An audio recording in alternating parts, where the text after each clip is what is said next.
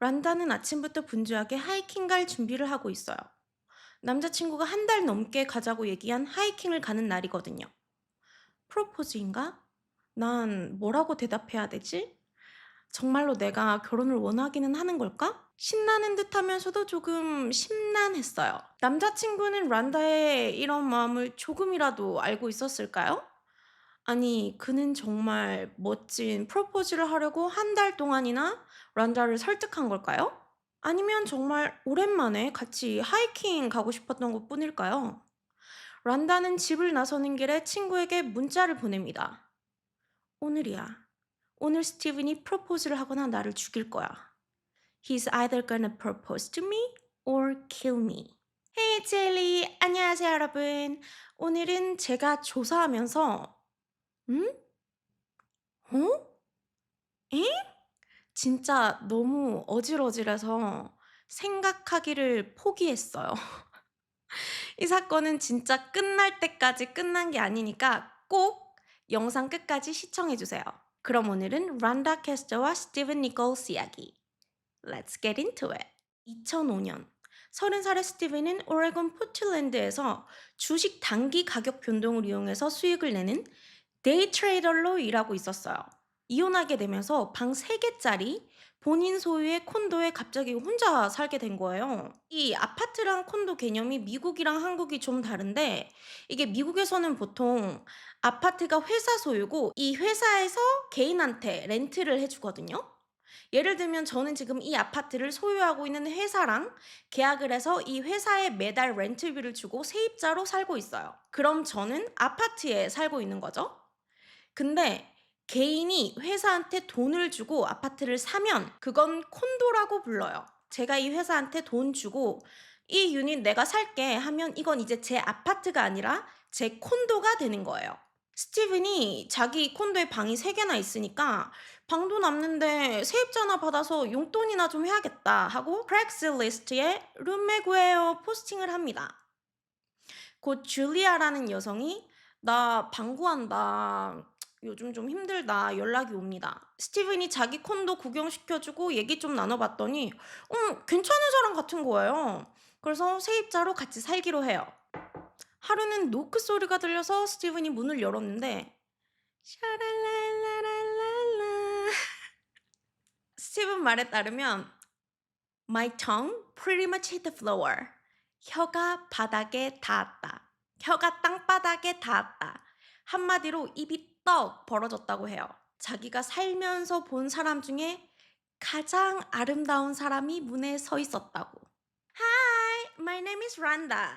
20살의 란다 캐스터. 금발의 파란 눈. 어릴 적부터 예쁘고 똑똑한 아이였던 란다.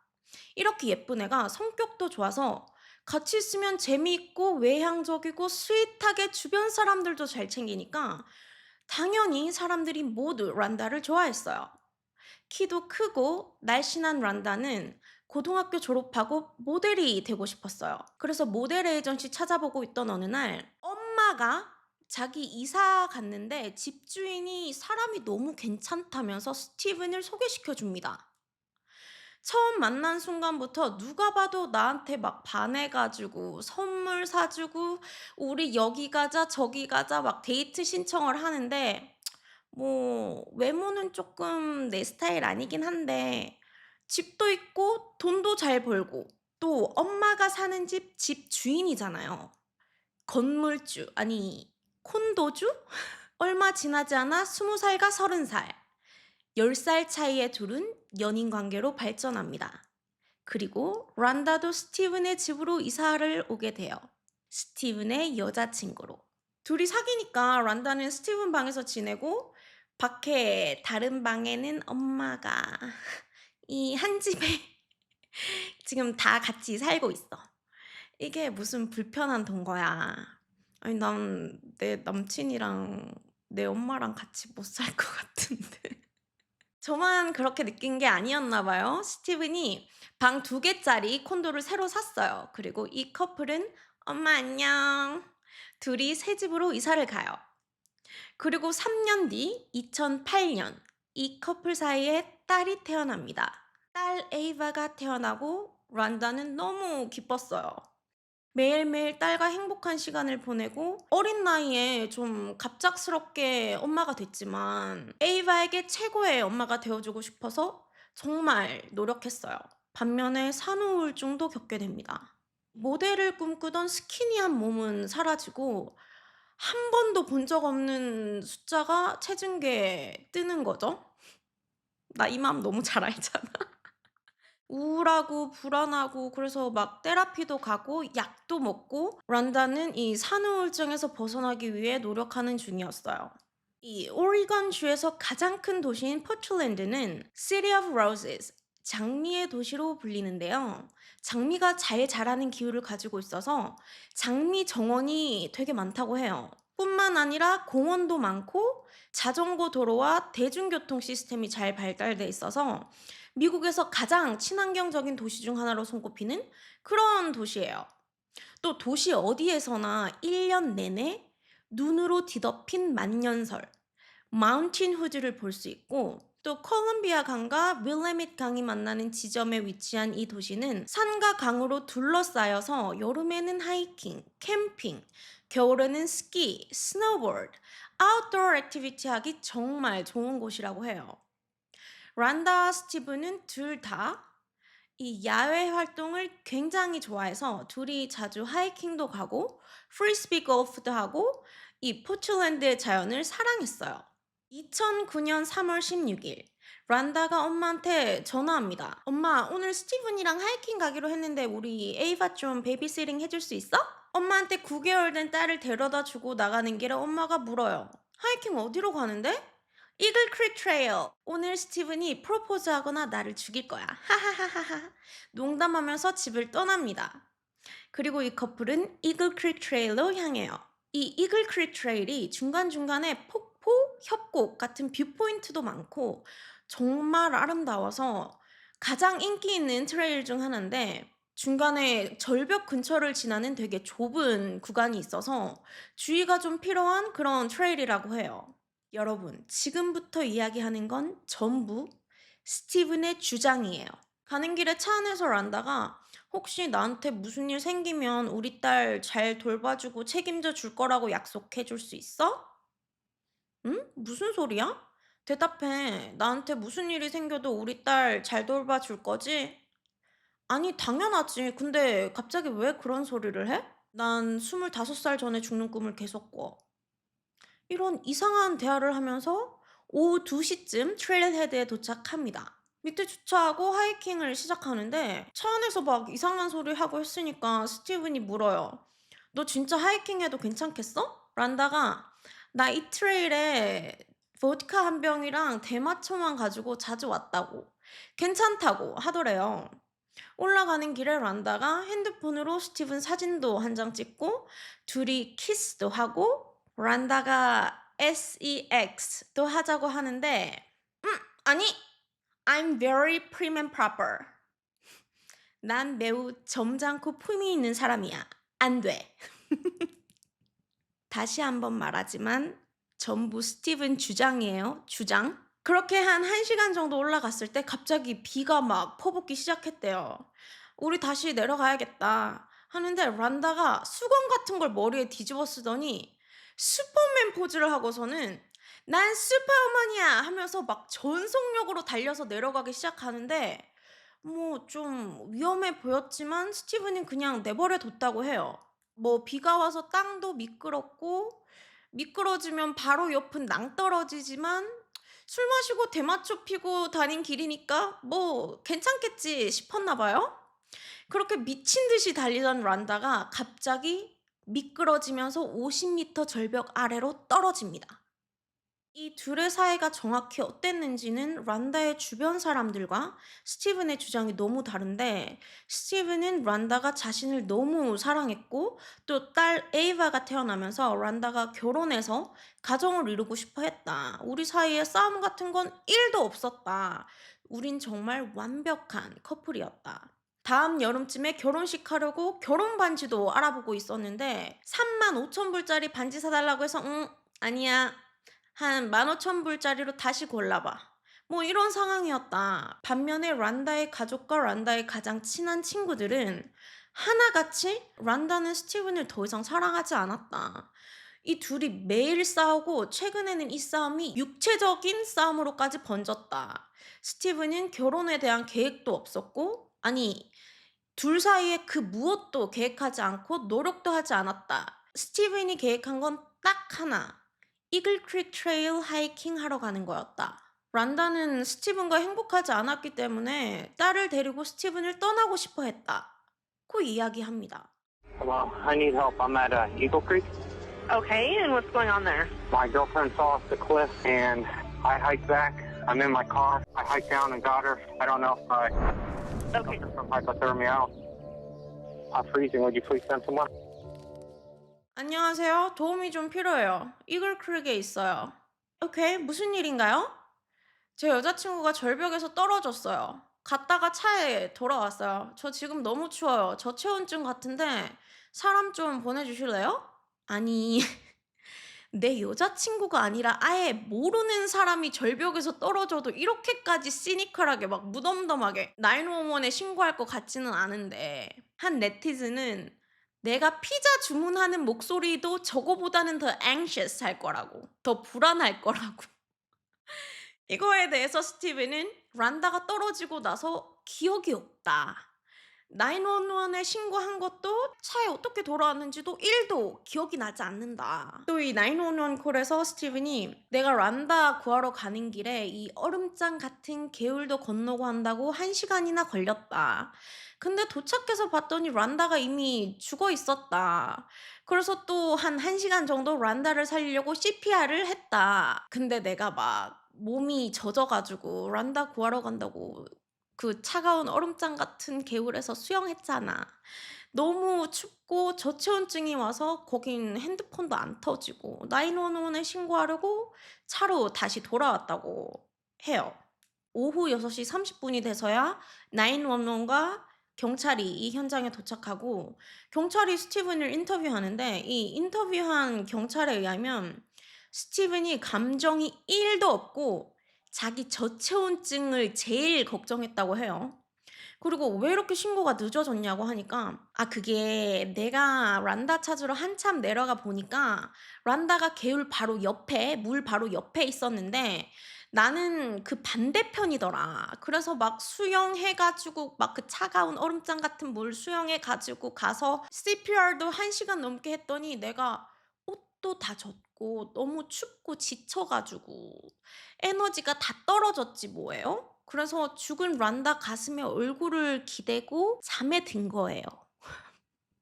얼마나 잠들었는진 모르겠지만 한 45분? 1시간? 어쨌든 깨어나 보니까 주체할 수 없을 정도로 몸이 막 덜덜덜덜 떨리더라고요. 너무 춥고 911에 신고는 해야겠는데 거긴 핸드폰이 안 터지니까 차 있는 데까지 돌아와야 했다. 그래서 911에 신고가 늦어졌다. 아니 근데 란다 바디가 물 안에 있었다. 물 밖에 있었다. 물 근처에 있었다. 뭐 계속 진술이 바뀌어요. 경찰과 911은 란다를 찾기 위해 수색을 시작합니다. 스티븐은 죽었다고 했지만 란다가 살아있을 수도 있잖아요. 스티븐이 의사도 아니고 일반인 눈에는 죽은 것 같아 보여도 살아있는 경우도 있으니까 당연히 경찰과 911은 혹시라도 살아있을 수 있는 란다를 한시라도 빨리 찾는 게 최우선이었겠죠? 근데 스티븐이 막 화를 냈다고 해요. 아니, 나 저체온증인데 왜 심각하게 안 받아들이냐. 란다는 죽었다니깐? 시체 수색하는 것보다 살아있는 나부터 먼저 치료해줘야 되는 거 아니냐. 아니, 저체온증이라고 난리 부르스를 쳐서 체온 재보니까 36도가 넘어. 5분 간격으로 한 5번을 재는데 전부 다 36에서 37도 사이였다고 해요. 매우 정상. 911이 한참 만에 란다를 발견하는데 개울 바로 옆 슬래시 안에 있었다던 스티븐의 진술과는 달리 란다는 이글 크릭에서 50 feet 15m 떨어진 곳에 있었고 그녀의 몸은 반으로 구부러진 듯한 자세에 약간 앞으로 기울어져서 움츠린 상태였어요. CPR을 했으면 이런 자세일 수가 없죠. 거기다 란다가 발견된 장소 근처에는 발자국 같은 사람의 흔적은 1도 없고 당연히 CPR을 한 흔적도 발견되지 않았다고 합니다. 경찰이 란다 엄마 집에 와서 란다의 이 사망 소식을 알려주는데 가족들이 전부 스티븐이 민 거 아니냐. 란다가 오늘 하이킹 가기 전에 오늘 스티븐이 프로포즈 하거나 자기를 죽일 거라고 했다. 스티븐 조사해 봐야 된다. 막 이런 얘기를 하고 있는데 스티븐이 딸 에이바를 데리러 옵니다. 이 분위기를 보니까 전부 자기를 죽일 듯이 쳐다보고 있는 거야. 아, 그래, 사실 제가 오늘 프로포즈 하려고 하이킹 가자고 한 거예요. 그랬더니 경찰이 그럼 반지는 어디 있어요? 어? 없네? 하이킹 하다가 잃어버렸나 봐요. 부검 결과 란다는 추락사로 추락 때 생긴 상처 이외에 뭐 폭력이라던가 하는 상처는 따로 없었고 체내에서 대마초 성분이 발견되는데 그렇게 많은 양은 아니었고 이 대마초 성분은 원래 체내에 오래 머물기 때문에 사건 당일 란다가 대마초를 피웠는지는 알 수 없다고 합니다. 그리고 사건 10일 만에 스티븐은 란다의 생명보험금을 받기 위해서 보험사에 연락합니다. 이 생명보험금이 무려 1 million. 지금 하나로 거의 14억이 넘죠? 스티븐의 주장에 의하면 자기는 1도 생각이 없었는데 란다가 원해서 혹시나 자기한테 무슨 일이 생겼을 때 딸한테 뭔가 남겨주고 싶다고. 사고 3달 전에 스티븐과 란다 각각 100만 불짜리 생명보험을 들었다고 해요. She was adamant about it. I said, "Why do you want this life insurance?" And she goes, "Because I want to leave our daughter something in case I die." 이 사건을 접한 사람들은 아니 누가 오레곤에서 겨울 시즌에 하이킹을 하러 가냐. 무슨 23살밖에 안 된 사람이 1 million짜리 라이프 인슈런스를 가입하냐. 사고다. 아니다. 이건 명백한 살인이다. 언론에서 난리가 납니다. 란다 엄마는 생명보험? 그거 전부 스티븐이 계획한 거다. 2008년에 스티븐이 주식하다가 한 몇 억 말아먹었는데 그 이후에 갑자기 생명보험 들자고 하더니 3달 만에 내 딸이 죽었다. 심지어 사건 며칠 전에 스티븐이 란다 막 계단에서 밀어 떨어뜨리려고 한 적도 있다. 이게 란다가 그때 스티븐한테 저항하다가 등에 멍든 거 찍어놓은 사진이라고 해요. 아니 이건 누가 봐도 생명보험 들어놓고 계단에서 밀어서 죽이려고 했다가 실패하니까 절벽에서 밀어버린 거 아니냐. 근데 이게 처음이 아니었어요. 2003년 중국. 스티븐은 전 와이프랑 2살 된 딸이랑 중국에서 살고 있었어요. 이때는 이혼하기 전이에요. 둘이 별거하기로 하고 스티븐이 같이 살던 아파트에서 짐 챙겨서 나가기로 한 상태였어요. 새벽 2시. 내가 딸이랑 안방에서 자고 있는데 갑자기 스티븐이 들어와서 내 위에 올라타더니 내 코랑 입을 2손으로 막고 막 죽이려고 했다. 발버둥 치다가 잠깐 빠져나와서 집에 같이 살던 내니 이름 부르면서 막 도와달라고 소리를 질렀다. 이 내니가 자다가 깜짝 놀라서 일어나서 가보니까 스티븐이 막 자기 와이프 위에 올라타서 2손으로 얼굴을 막고 있는 거야.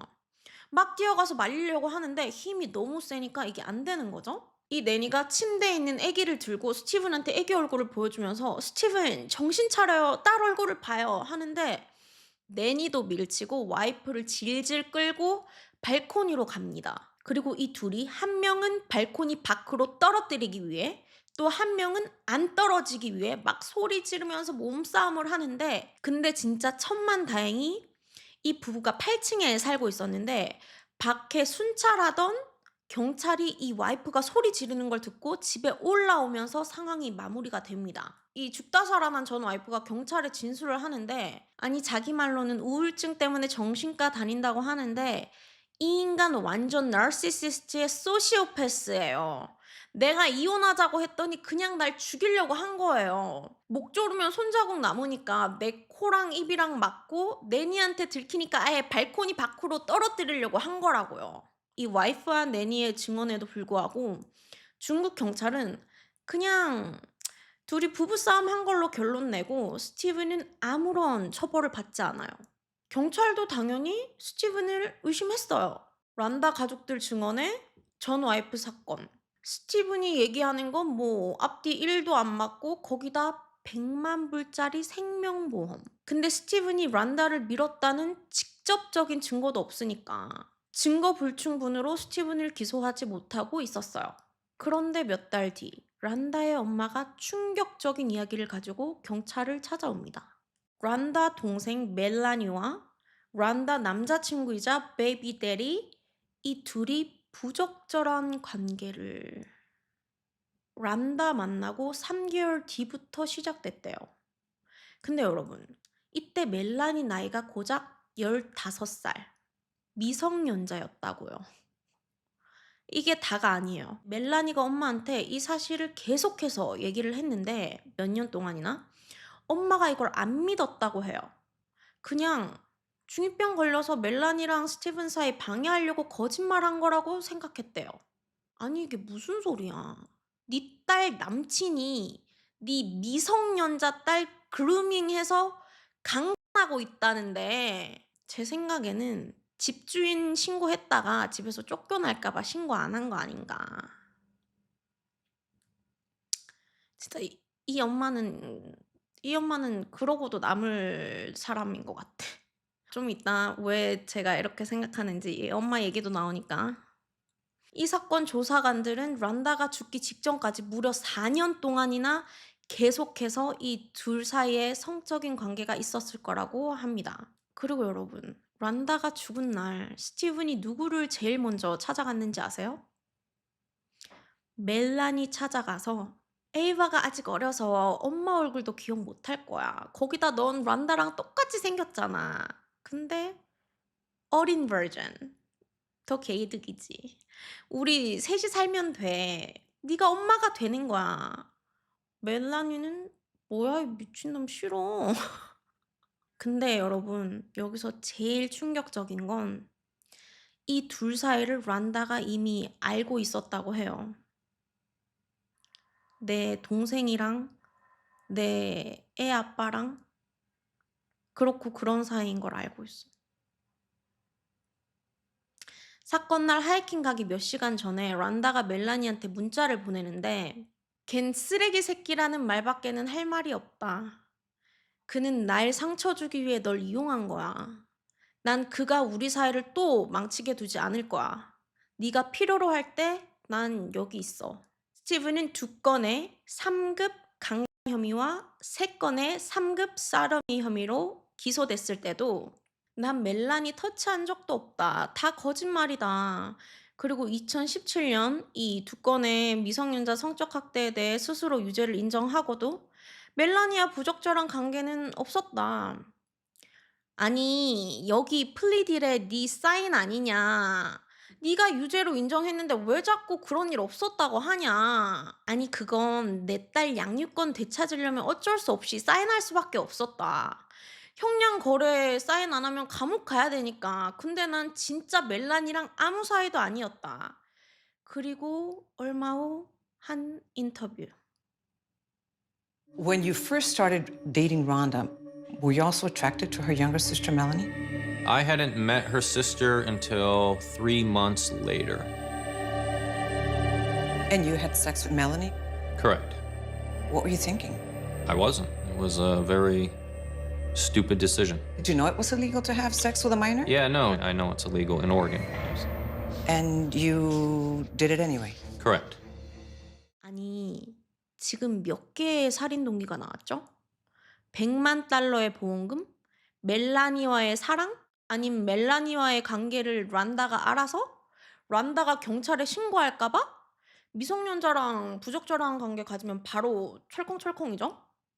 심지어 이 인간이 란다 죽은 지 6개월도 안 돼서 13살짜리 여자의 엉덩이 만지고 자기 상체, 누드 사진, 상체 옷 안 입은 사진 보내고 성적인 걸 암시하는 것 같은 문자 보낸 게 걸려서 5건의 미성년자 성적 학대 혐의로 기소됩니다. 아니 근데도 검찰은 스티븐을 기소하지 못하고 몇 년이 그냥 흘러갑니다. 아니 나 지금 너무 힘들어. 스티븐은 아무 일도 일어나지 않은 것처럼 딸과 일상을 살아요. 그리고 2013년 스티븐은 새로운 인생을 시작하기 위해 딸과 함께 중국행 비행기를 탑니다. 아니 난 진짜 이런 애가 지금 아무런 재주도 없이 외국으로 나갈 수 있다는 것도 너무 힘들어.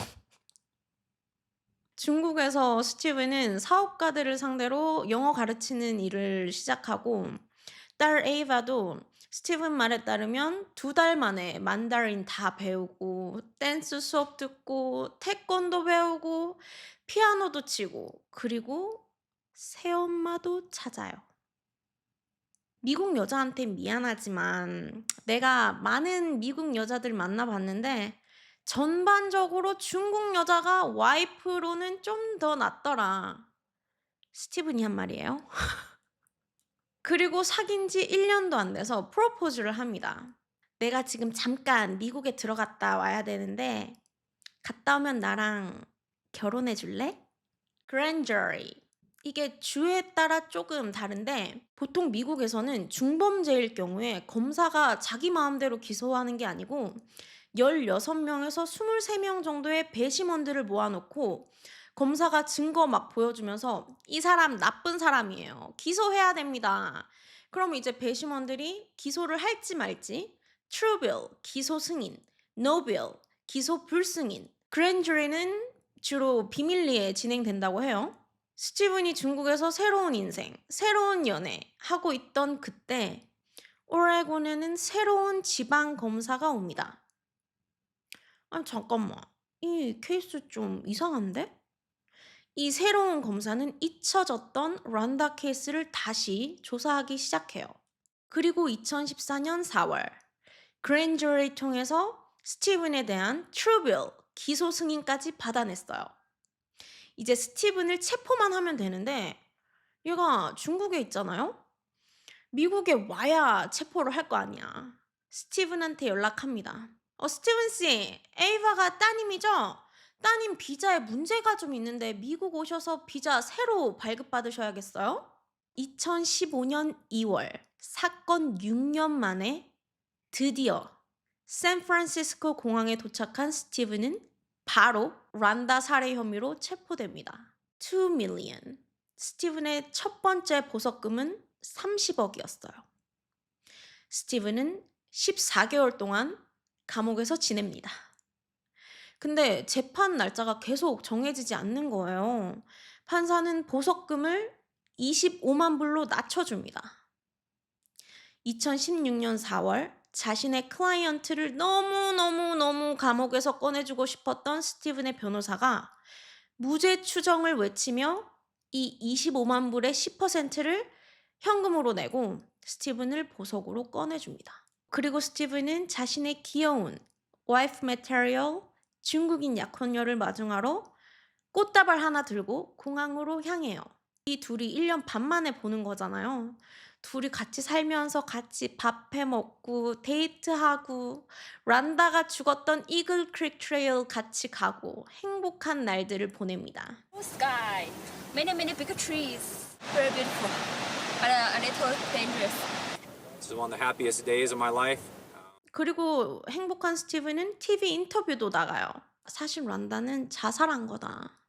하이킹 가자고 한 것도 란다였다. 란다가 아이 낳고 살이 많이 찌게 되면서 자기 몸을 막 혐오했다, 역겨워했다. 그러면서 우울증도 겪고 자꾸 나한테 자기는 25살 전에 죽을 거라고. 그래서 100만 불짜리 생명보험도 란다가 들자고 해서 든 거다. 자기가 25살 되기 전에 죽을 건데 벌써 23살이니까 뭐라도 딸한테 남겨놓고 죽어야지. 그러면서 막 나한테 강요했다. 근데 그때 내가 경찰한테 말하지 않은 이유는 자살이라고 하면 생명보험금을 못 받기 때문이다. If it's a suicide, life insurance doesn't pay out. So, our daughter would have gotten nothing. 란다는 태생이 행복하지 않은 사람이었다. 나 만나기 전에 이미 적어도 3번의 자살 시도를 했다. 과거에 그녀가 얼마나 많은 자살을 했는지 조사해봐라. You would have to look into how many times in her past she committed suicide. Attempted suicide. Yeah, of course, attempted. 12살 때부터 온갖 마약을 다 했다. 알코올, 코케인, 마리화나, 크리스탈 메스, 헤로인 다 했다. 부검 결과 미량의 마리화나랑 처방된 약밖에 안 나왔죠. 그리고 란다의 가족과 친구들은 이 인터뷰에서 스티븐이 하는 모든 말은 다 거짓말이라고. 원래 캥기는 거 있는 사람이 거짓말하고 다니는 거라고 해요. 캐리 라스무슨 검사는 이렇게 말합니다. 수년 동안 지방검찰청은 스티븐이 란다의 죽음에 책임이 있다고 믿어왔습니다. 하지만 이 사건은 믿음에 관한 것이 아니라 재판에서 배심원에게 제시될 수 있는 사실들에 관한 것입니다. 스티븐이 샌프란시스코에서 체포되자마자 형사들이 인터뷰를 하는데 란다 사망에 관한 상황에 대해 아는 것이 있느냐? 스티븐이 그렇다고 답했고 형사가 말해줄 수 있느냐고 하니까 스티븐이 It's not something I want to talk about. 그건 별로 말하고 싶지 않은 거야 라고 대답하는데 이 대답 후에도 3시간이나 인터뷰가 계속됐다. 스티븐의 법률팀은 이건 그의 헌법적인 권리를 침해하는 거다. 스티븐이 말하고 싶지 않다는 의사표명을 했는데 왜 인터뷰를 계속하냐. 이건 증거로 쓸 수 없다. 근데 여기에 법원이 동의합니다. 아니 보통 저는 묵비권을 행사하겠습니다. 변호사 오기 전까지 한마디도 하지 않겠습니다. 이런 식으로 말하는 거 아니에요? 아니 어느 살인자가 막 신나가지고 제 살인 스토리 한번 들어보실래요? 너무 이야기하고 싶었다고요. 이러냐고. 전부 말하기 싫다고 하지. 근데 어쨌든 법원이 스티븐의 손을 들어줬기 때문에 이때 인터뷰 자체를 증거로 못 쓰게 됐고 처음 란다 사건을 조사하던 수사 책임자가 은퇴하면서 자기 컴퓨터 하드 드라이브 자체를 다 리셋하고 나가는데 이 중에 란다 사건의 사건 현장 사진, 부검 사진 같은 증거가 여러 개 있었던 거예요. 이거에 대해서도 이 스티븐 변호사들은 증거 사진도 제대로 다 없는데 부족한 증거 가지고 배심원들한테 판결하라고 하면 되냐. 배심원들이 제대로 된 판결을 못할 거다. 난리를 치니까 판사가 검사한테 너 이거 재판까지 끌고 가면 배심원이 유죄 판결 내릴 만큼 충분한 증거도 없을 거다. 그냥 형량 협상해라. 스티븐은 개꿀이지. 형량 협상 받아들이고 과실치사와 협박죄로 3년 집행유예 선고를 받습니다. 재판 기다리면서 1년 7개월 동안 감옥에 있었던 거 크레딧 해줬대요. 2018년 3월 이 판결 들고 가서 봤죠? 저 란다 안 죽였어요. 친권 돌려주세요. 했지만 13살 여자애한테 부적절한 행동하고 여친 동생 15살 미성년자랑 성관계하고 자기 딸 엄마 죽음에 관여한 사람한테 친권 주는 미친 판사가 어디 있겠어요? 당연히 판사는 스티븐의 친권을 박탈했고 에이바는 포스터 홈이라고 하죠. 위탁보호 시설에서 18살이 될 때까지 지내야 한다고 합니다. 18살이 되면 엄마 란다의 생명보험금 중 60%를 받게 될 거라고 하네요. 나머지 40%는 이미 스티븐이 받았다고 해요. 혹시 왜 에이바가 할머니랑 지내지 않고 위탁보호시설에 가게 됐는지 궁금한 분 계신가요? Survivor Benefits라고 미국 사회보장제도 소셜 시큐리티에서 가족들을 부양하던 사람이 사망했을 때 유가족한테 금전적인 지원을 해주는 제도가 있는데 란다 엄마가 란다 죽자마자 손녀 대신 이 Survivor Benefit을 신청합니다. 이 신청서에 엄마 잃은 손녀가 자기랑 살고 있고 베네핏 받은 거 오롯이 이 손녀 돌보는 데만 사용할 거라고 해놓고 5년 동안 거의 4만 불 정도를 받았는데 사실 에이바는 아빠랑 살고 있었죠. 이게 발각돼서 30일 동안 halfway house 기억나시죠? halfway house에 구금되고 3년의 집행유예를 받았다고 하네요. 그리고 앞으로 이 4만 불은 소셜 시큐리티에 다 갚아야 한다고 합니다. If you shoot your war buddy because you see how much pain he's in, is that murder? I say no, of course not. So to me, that's a justified, I don't want to say homicide, but I mean, technically it is homicide, but it's justified as of that point. You are putting someone out of their misery that essentially has zero chance of survival. 오늘 사건은 정말 란다를 제외한 이 사건에 등장하는 인물 중에 단 한 명이라도 좋은 사람이 있을까요? 개인적으로 저는 스티븐이 란다를 절벽에서 밀었다고 생각해요. 여러분은 어떻게 생각하시는지 댓글에 알려주세요. 그럼 다음 영상에서 만나요. 새해 복 많이 받으세요.